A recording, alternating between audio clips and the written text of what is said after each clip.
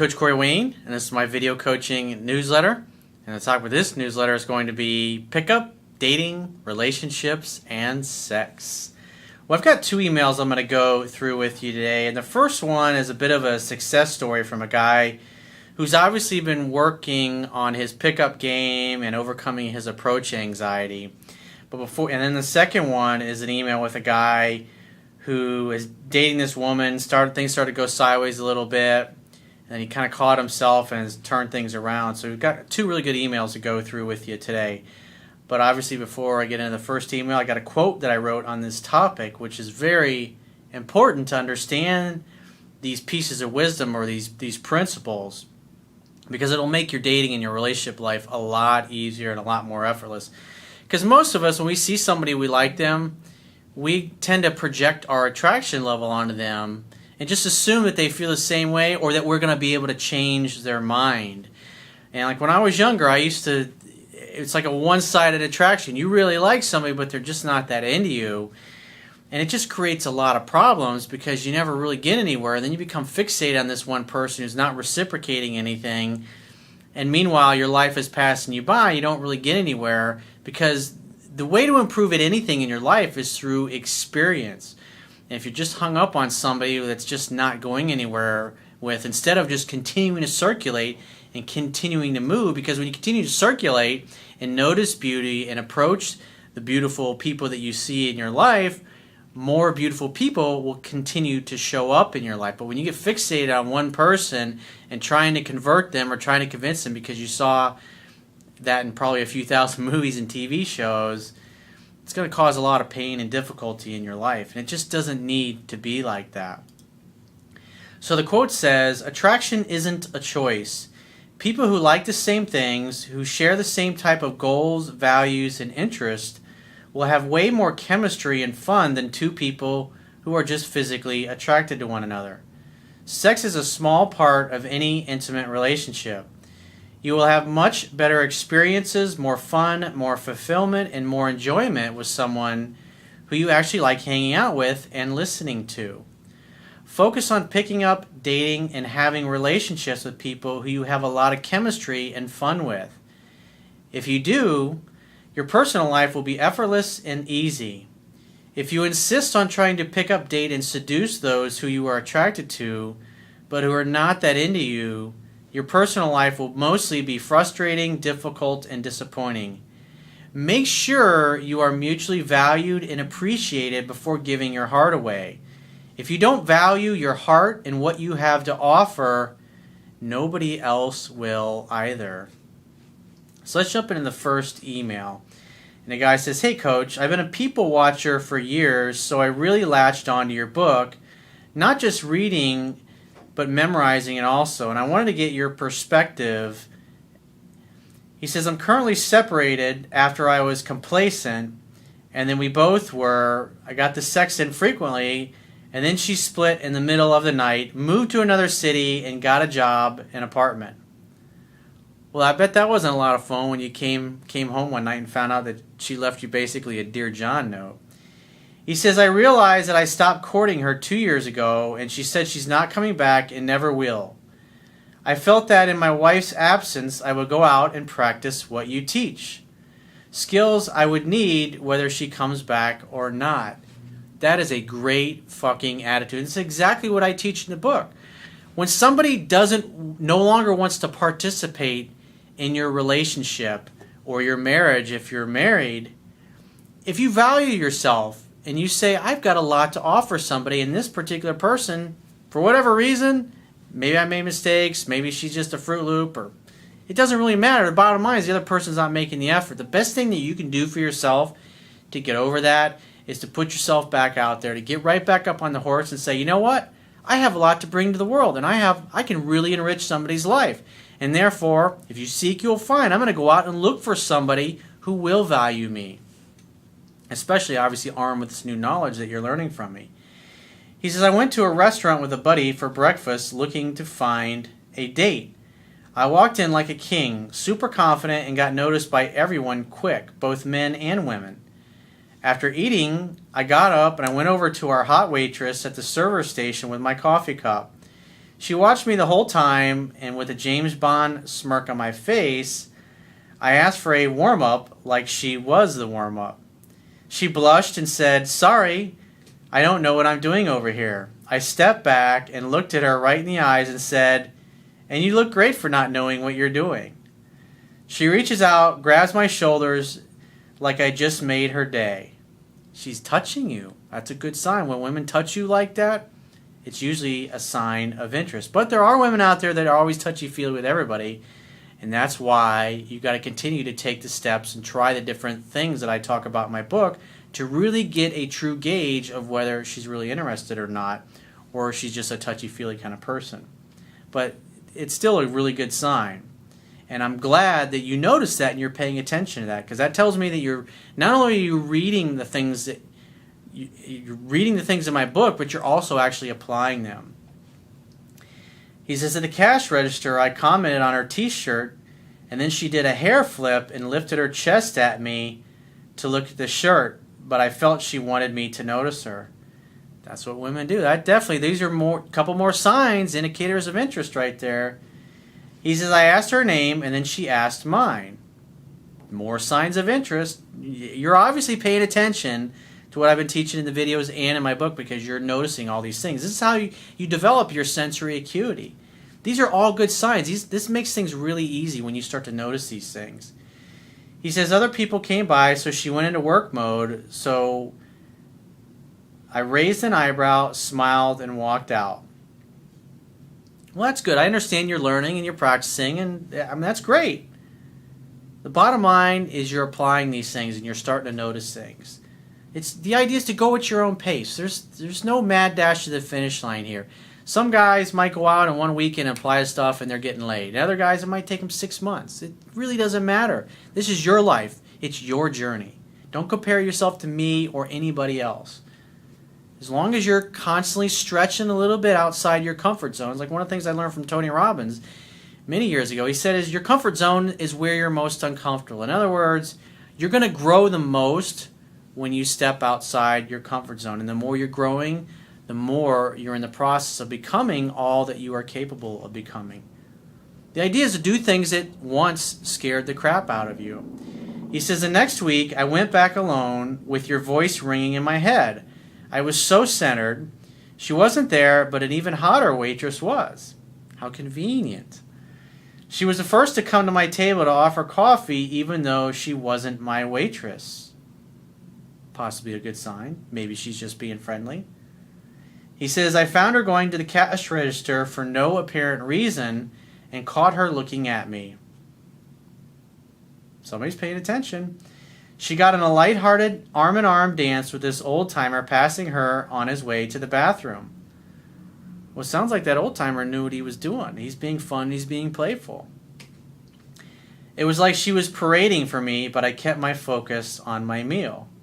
When I got to the cash register to pay, it got interesting. I made some strong eye contact and told her I liked her dance moves. She says she likes to please the customers and has been meaning to practice and needed to get out one night. I just smiled and looked her up and down and said, inviting her to keep going. Then women love to show off. They love attention. Then she proceeded to tell me about ladies' night at the place I was going to ask the other waitress from the other day to meet me at. Imagine that. She's putting herself into your orbit or letting you know where she's going to be in hopes that you'll be there too. So I said, okay, meet me there at 9. And she said, okay. So I asked her name and she asked for mine. I know she'll be there, so I'm going to keep reading your book again. By the way, since she's gone, I'm going to follow my biggest dream, and I'll be going to pilot school and may get some coaching from you in the future. I think it's great that you're following your dreams and becoming a pilot. That is awesome. Because the more you do things that you really love and that make you happy, your big dreams, the happier you're going to be. And the happier you are, the more you're going to smile, and the more women are going to find you sexy and attractive. Obviously, I would have definitely gotten the girl's phone number, but bottom line is, this is a second encounter with a woman here. The first encounter, you didn't quite go for making a date or inviting her to meet you somewhere. but the second one you did. This is the progress. This is the natural progression. Each time you get a little further, you realize, wow, a girl's not going to bite my head off. They really like this. They're smiling. It's a good thing. And so each time you get a little more bolder. And so what's happening here is this guy stepping out beyond his comfort zone little by little. This is all you got to do. Inch by inch, millimeter by millimeter. Repetition is a mother skill. I say it all the time. So let's get into the second guy's email. He says, hey, Corey, thanks for everything. I started seeing a girl at work, and the fact that I have never been attracted to anyone so much in my life made me search you out, read your book twice in 1 week, and I've watched over 300 videos. Dude, you are dedicated. Guys that do that are the guys that really move through the things that I teach really quickly, and they get good really fast. He says, so this is why I'm contacting you. I want to make sure I don't screw things up. Here's my background. I'm 34, and I've always been extremely confident with women, but I am aware that I make plenty of mistakes after sex. So in other words, you're great out the gate, but then things tend to go sideways shortly after that. He says, I have a history of over-pursuing, especially via text, trying to lock women down to a commitment too early, and I've never been good at seeing multiple women at once.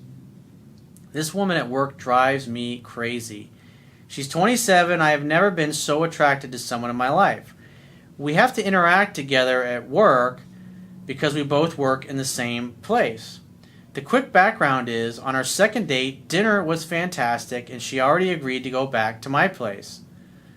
On the way home, food poisoning kicked in, and he says the bowel kind. Ooh, fluid diarrhea, nice. That sounds like a lot of fun. So you had the Hershey squirts. Your stomach's going. I've had that happen on a date, and it's not because of something I ate, just because I was nervous before, and you get a little gas in there, and your stomach's making all those weird noises. Oh man! So what'd you do? Stop in at like a gas station bathroom and just blew that bitch up, didn't you?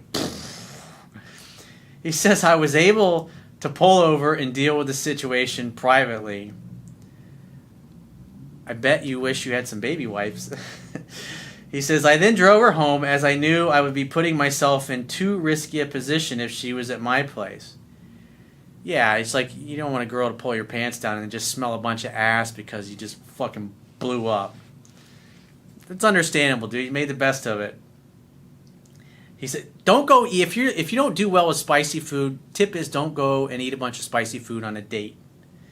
Or don't go to some dodgy place that you've never eaten at and take the chance of getting some bad seafood or something. He says, after this date, I purchased your book and read it twice before the next date, which was 8 days later, because I had such a fear of screwing things up. That's great, because I like what you're doing. You're taking a step back. You're going, this girl's really awesome, and I don't want to fucking blow it. Less really is more. In this particular case, she said, you know what? I need to learn some basics. I need to learn some fundamentals here because this girl's really special, and women like this don't come along every day. He says, now to my almost mistake. She texted me on her birthday, which was early May, and asked if she could pop around my place for an hour or so the next day. Well, that tells me that she has a high level of comfort with you, and plus you guys work together, so it's really easy when you work together in the same environment to build rapport. He said, and remember, most women will sleep with a guy on the second or third date. And here she's basically, hey, can I come over? And plus the fact that all that 8 days or whatever had gone by, most guys are calling within the next day trying to get her out for another date, and you're taking your time just brushing up on fundamentals. So that actually worked to your advantage. It caused her to start to wonder, does he like me? Did he have a good time that date? Did I have bad breath? He says, I gave her a specific time, and as she had just had her hair done, so I knew we would have to keep things PG rated. Hang out, have fun, hook up. See, you're putting her on a pedestal a little bit and kissing her out, going, oh, I don't want to mess her hair up. Fucking grab that hair and come on, man. If she's coming over, why is she getting her hair done? She wants to come over because her hair looks good. Why? She's making it easy for you to seduce her, dude. But this is the old programming. Everybody takes their time. It says 15 minutes prior to arrival, I went on a dating app with the intention of removing my profile as I've been seeing multiple women but feel absolutely nothing for them. This is a bad way to go. Now you're already thinking, oh, I got to treat this girl like my girlfriend now. I got to be exclusive. It's a bad way to go. Don't take yourself out of the game like that. By having these other women in your life, it will help you do the right thing, especially because you're really liking this girl. And this is probably the first one that you're going to actually make some good progress with that you really like, because you said so yourself that most of the time in the past you've screwed it up by over pursuing, texting too much. Obviously you're putting her on a pedestal, starting to be extra nice to her because you really, really like her. That is danger, Will Robinson. You gotta slow your roll, bro. Remember to practice infinite patience with women. I talked about this in the book. He says, but as she turned 27 the night before, her profile then appeared on my radar. Huh. Fate. He says, I played it cool. There it is again. He played it cool. Hey, Fonzie style. And realized how stupid I would have been to remove my profile or think about commitment on our 4th date. Now you're thinking. Good way to save yourself there. He says, we had dinner and finally sealed the deal. Minus the fluid diarrhea, of course. He says, Corey, wow is all I have to say. I know, dude. It's like I remember the first time I made love. I'd had sex plenty of times before that, but the first time you make love to a woman who just fucking knocks your socks off and who feels the same way, it doesn't matter if you've had sex 100 times, 1,000 times.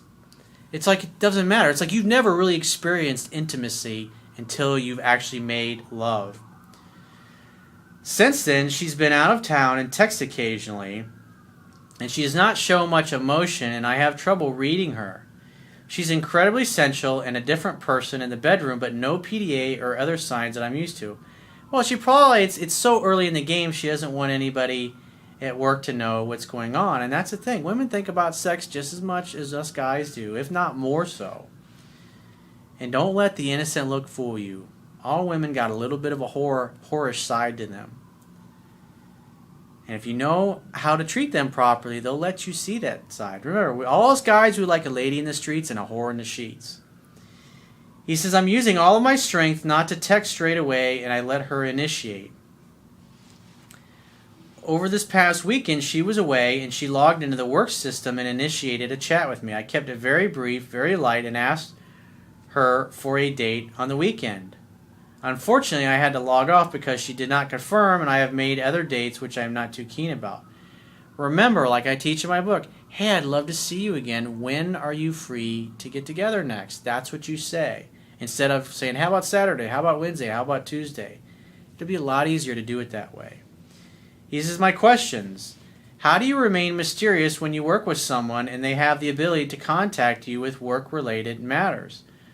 Well, obviously, if they're contacting you about work-related matters and they're asking you work-related questions, assume it's work-related and answer their questions and then get off the phone or off the the messaging chat if you've got some like inter-office chat software installed.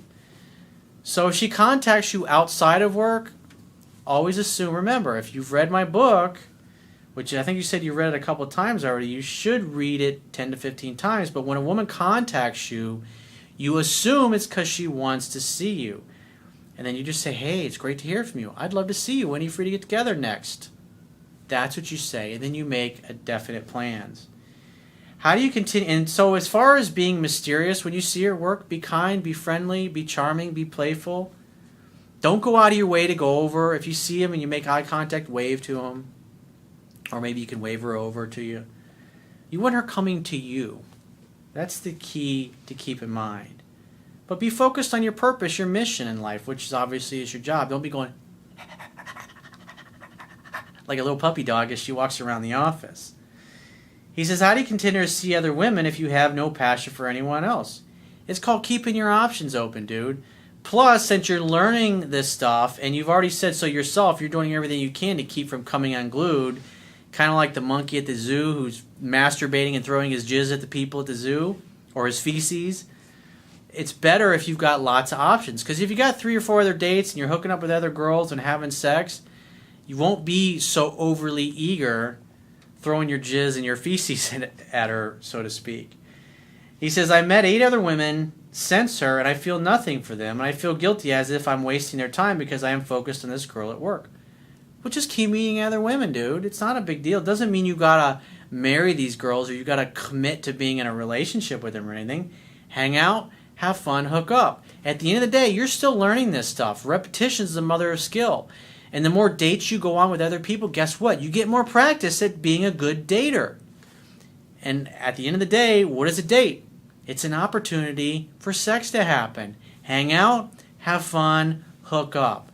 And so if you go out with her like once a week and you're going out on 2 or 3 other dates, look at all the practice you're getting. It's going to make you a much better dater, and you'll have a much better chance of not fucking things up with this particular girl.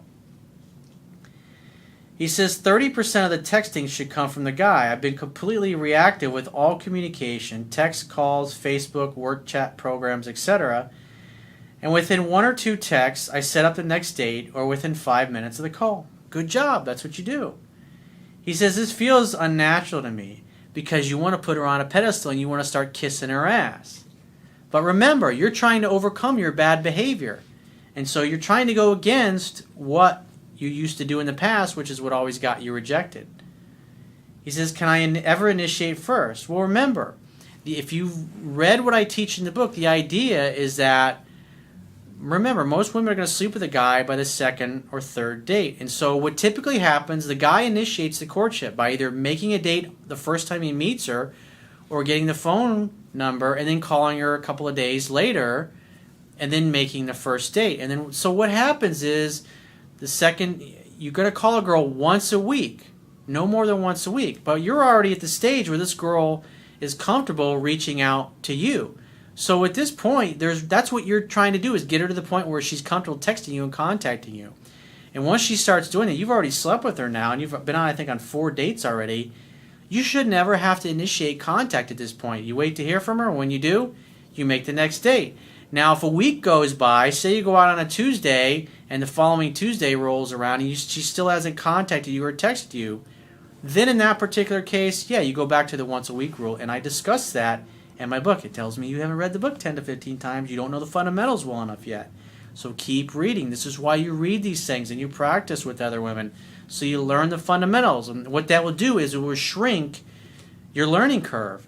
And the quicker you can get through your learning curve, the less you're going to fuck up. And the less your chances are going to be that you're going to screw up with this girl. And obviously you're really digging her. So he says, just asking in case I misunderstood what the 30% meant. Again, that's why you read the book 10 to 15 times, because you don't know the fundamentals that well because you haven't been through the book enough yet. And that's going to cause you to make other mistakes. Please do yourself a favor and read the book 10 to 15 times. He says, whenever I'm about to slip into old habits, I'll rewatch some of your videos and remain on course. Finally, any advice would be appreciated. I do not want to slip into old habits. Well, again, the biggest thing that you can do to help yourself is reading the book 10 to 15 times, because all the answers are in there, and the purpose of these videos is to help you implementing these fundamentals. But like I said, you're at the point now where you shouldn't have to call her or text her at all. You should just wait to hear from her, and when you do, assume it's because she wants to see you, and you make the next date. And so what happens as the weeks go by, and again, I teach this in my book, but as the weeks go by, and her attraction level continues to grow, the time in between her calls and her texts will get shorter and shorter. And then they'll get to the point eventually, usually around week 7, where she's pretty much calling you and texting you every day outside of work. And you're pretty much going to be together 4 or 5 nights a week. You're either at her place or you're at your place, hanging out, having fun, and hooking up. And that's usually, it takes exactly 7 weeks. If you've been following textbook, what I teach in my book, right at week 7 is usually when they start to fall in love with you. And when that happens, that's when they bring up the relationship topic, or hey, where do you see this going, and want to be exclusive. So it sounds like you're doing pretty well so far, but like I said, the biggest thing that I see is that you don't know the fundamentals, and that's because you haven't read the book enough. But I personally would not take yourself out of the dating game. And I know you're not really crazy about these other women, but what they will do is they will give you lots of practice. The more practice you get, the better you're going to get quicker. And then you do that, the less likelihood is you're going to screw things up with this girl. And because if you fuck up with a girl like this, it stings, because women like this don't come along every day. So if you'd like to get my help personally, the quickest way is to book a paid phone, Skype, or email coaching. You can choose any of those options by going to my website, clicking the Products tab at the top of your screen and just follow the instructions. And I will talk to you soon.